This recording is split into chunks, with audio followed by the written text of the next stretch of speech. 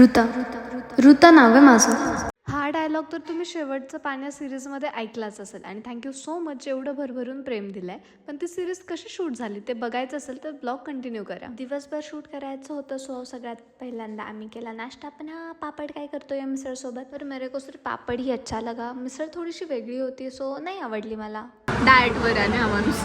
सगळ्यांना मी चॉकलेट वाटते कारण राहिलेले चॉकलेट हे सगळे माझे होतील. त्यानंतर शूट स्टार्ट झाला. मी इथं असं मस्तपैकी बसली आहे जसं एकदम चिलमध्ये. बट नाही, मला भीती वाटत होती जर का बुलेट थोडीफार इकडे तिकडे झाली तर मी पडली.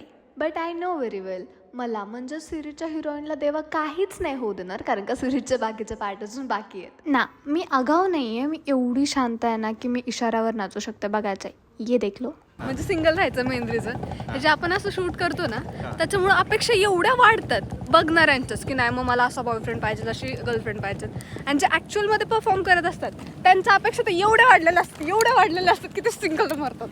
चलो इस दुःख की तो हमें आदत भी आहे. पण एक गोष्ट माहिती आहे काय झालं, जिथं आम्ही शूट करायला गेलो होतो म्हणजे या रस्त्यावर, तिथे आम्ही स्क्रिप्ट विसरून आलो. जो की त्यांनी एवढी मेहनतीने ते सगळं लिहिलं होतं आणि महत्त्वाचं म्हणजे कोणाकडेच सॉफ्ट कॉपी नव्हती. ते डायलॉग वगैरे एवढे मेहनतीने सगळं जे लिहिलं होतं ते सगळं हरून आलो ॲट अ टाईम. आणि पुढे कसं शूट झालं किंवा काय काय गोष्टी झाल्या त्या पुढच्या ब्लॉगमध्ये समजेलच. आणि जर का तुम्ही ही सिरीज बघितली नसेल तर मेन आयडी एकदा चेक करा.